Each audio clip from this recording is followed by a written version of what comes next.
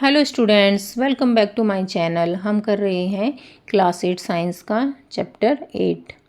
हम आ गए हैं टॉपिक 8.1 पर। क्या वायु एक मिश्रण है? इससे पहले का टॉपिक आप प्रीवियस वीडियो में देख सकते हैं।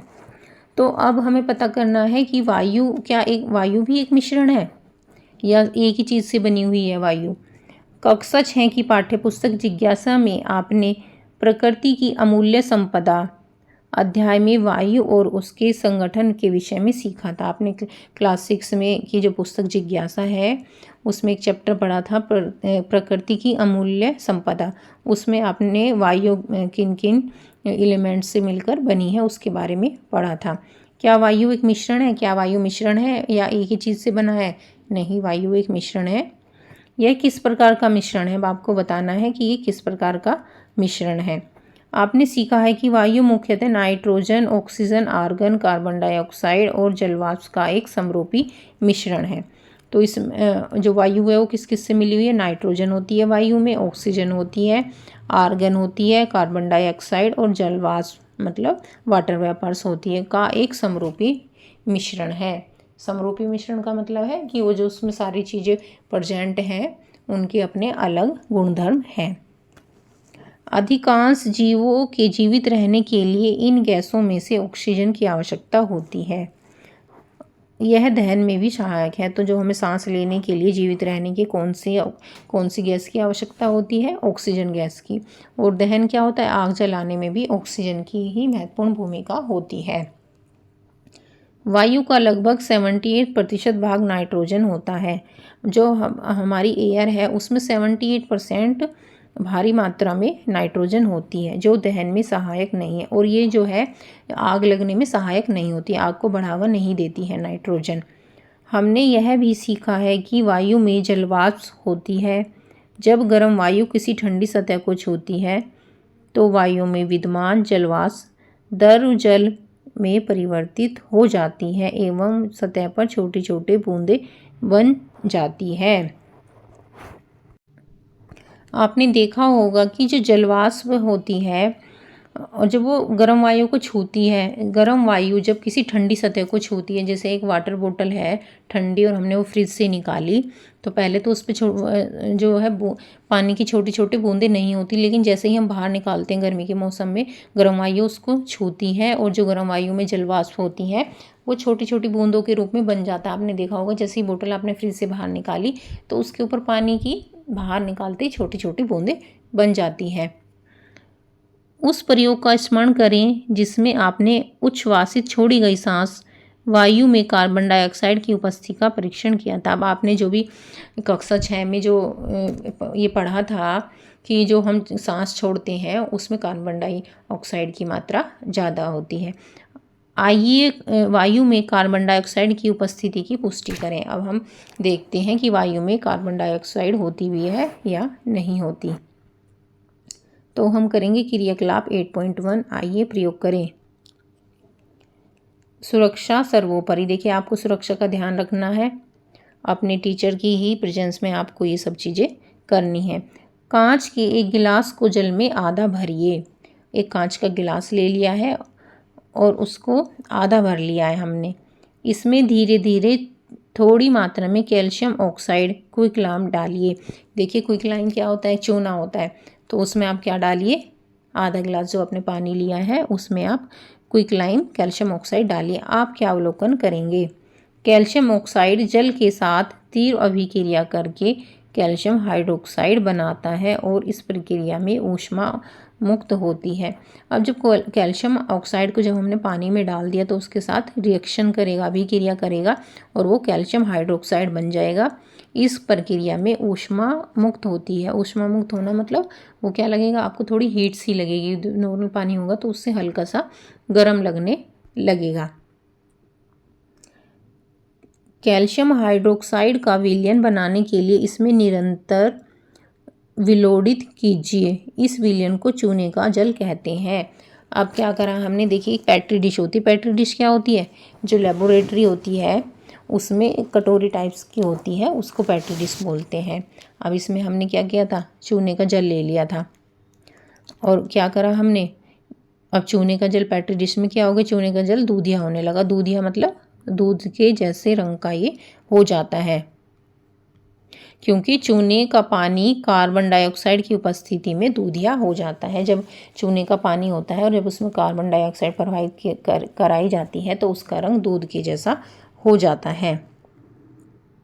अब जब हम चूने का पानी कैसे बनाएंगे, अब एक गिलास में पानी ले लेंगे, आधा गिलास, और उसमें क्या करेंगे, हम चूना डाल देंगे और उसको निरंतर विलोड़ित मतलब चम्मच से या किसी भी स्टिक से उसको चलाते रहेंगे। इसे छानिए और इसके रंग का अवलोकन कीजिए। फिर जो हमने चूने का पानी बनाया है उसको हम किसी कपड़े की सहायता से छान लेंगे। इस रंगहीन विलयन को कुछ घंटे के लिए पेट्री डिश में छोड़ दीजिए। अब हमने जो वो पानी था उसको हमने पेट्री डिश में डाल दिया। नियमित अंतराल पर विलयन को विलोड़ित करते रहिए और उसको आप बार बार चम्मच से चलाते रहिए। कि आप क्या देखते हैं, चित्र 8.5 का यह रंग दूधिया हो गया, दूध के रंग का हो गया। ये पानी पहले तो इस कलर का पानी था, अब ये दूध के रंग का हो गया। क्या आप व्याख्या कर सकते हैं कि विलयन दूधिया क्यों हो गया? जो ये विलयन था भाई, इसका कलर चेंज क्यों हो गया, ये दूध के जैसा क्यों हो गया? आप जानते हैं कि चूने का जल दूधिया तब होता है जब carbon dioxide gas calcium hydroxide के साथ अभिक्रिया करके कैल्शियम कार्बोनेट अघुलनशील सूक्ष्म सफ़ेद कण और जल बनाती है। तो ये रंग कब चेंज होता है, जब कार्बन डाइऑक्साइड जो गैस है कैल्शियम हाइड्रोक्साइड के साथ क्रिया करती है, और जब कैल्शियम हाइड्रोक्साइड के साथ क्रिया कर देती है तो कैल्शियम कार्बोनेट बनता है, और वो क्या होता है, छोटे छोटे कण होते हैं, बन जाते हैं सफ़ेद रंग के। चित्र 8.5 चूंकि वायु के संपर्क में आने पर चूने का जल दूधिया हो जाता है, अतः यह क्रियाकलाप वायु में कार्बन डाइऑक्साइड की उपस्थिति को दर्शाता है। अब हमने तो वायु में सीधे ही ऐसे एनवायरनमेंट में ये वाली जो चूने का पानी छोड़ दिया था, लेकिन ये दूध के रंग का हो गया, दूधिया हो गया।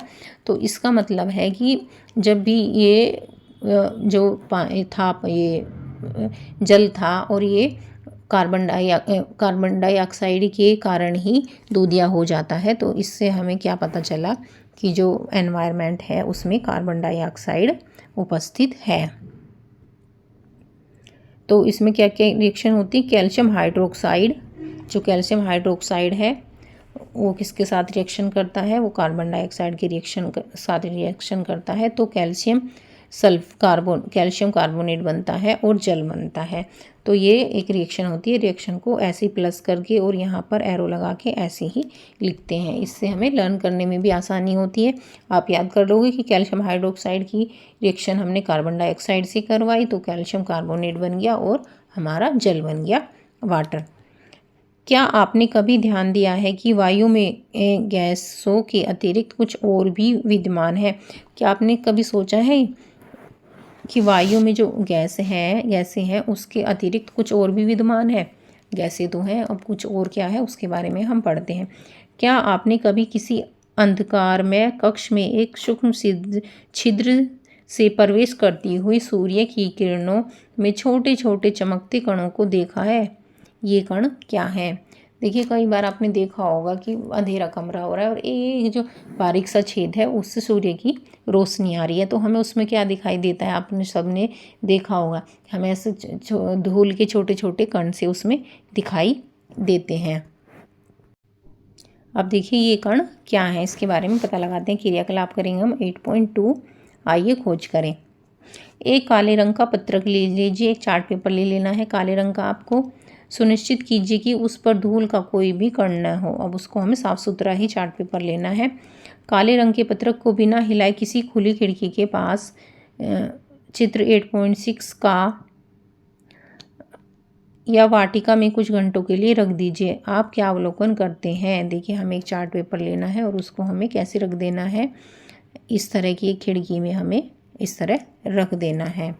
तो थोड़ी देर बाद हम क्या अवलोकन करते हैं, थोड़ी देर बाद हमें पता चलता है कि आपको उसकी सतह पर छोटे छोटे कण जमे हुए दिखाई दे सकते हैं। आप देखिए, जितनी धूल आती है ये तो आपको घर में वैसे ही दिखाई दे जाएगा। आप अपनी टेबल पे देख लीजिए, एक दिन आप साफ़ कर दीजिए और शाम तक देखिए कितनी धूल जम जाएगी। आप कणों की अधिकता सूक्ष्मता से जांच करने के लिए आवर्धक लेंस का उपयोग भी कर सकते हैं। तो आप क्या करेंगे, एक लेंस, वैसे तो हमें धूल के कण वैसे ही दिखाई दे जाएंगे, लेकिन आप फिर भी एक लेंस की सहायता से भी देख सकते हैं। देखिए चित्र 8.6 में ये ऐसे क्या दिखाया गया है, ये लेंस की सहायता से दिखाया गया है कि यहाँ पर धूल के कण एकत्रित हैं। यह दर्शाता है कि धूल के कण वायु में निलंबित होते हैं, मतलब धूल के कण वायु में होते ही होते हैं। यह वायु का अभिन्न अंग नहीं है, मतलब ये एक धूल कण वैसे ही होते हैं और ये अभिन्न अंग नहीं है वायु का, और इन्हें प्रदूषक माना जाता है। और ये क्या है, एक पोल्यूटेंट है। वायु में धूल के कणों की प्रकृति और संख्या समय समय पर अलग अलग स्थानों पर भिन्न भिन्न हो सकती है।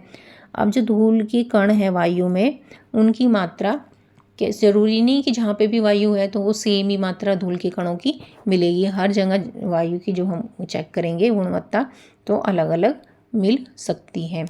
एक सोपान ऊपर, अब एक स्टेप हम आगे बढ़ते हैं।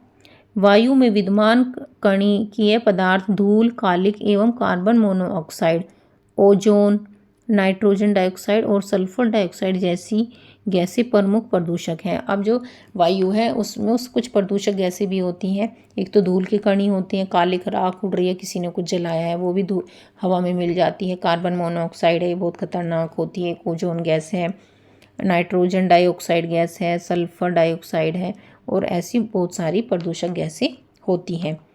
वायु गुणवत्ता सूचकांक AQI एक साधन है जिसका उपयोग वायु की गुणवत्ता की व्याख्या करने हेतु किया जाता है। आपने AQI पढ़ा होगा, एयर क्वालिटी इंडेक्स की। ये क्या है, एक मापन की हमारी एक प्रक्रिया है, उसमें हम बताते हैं कि एयर का AQI कितना है, कि ये अच्छी है या बुरी है।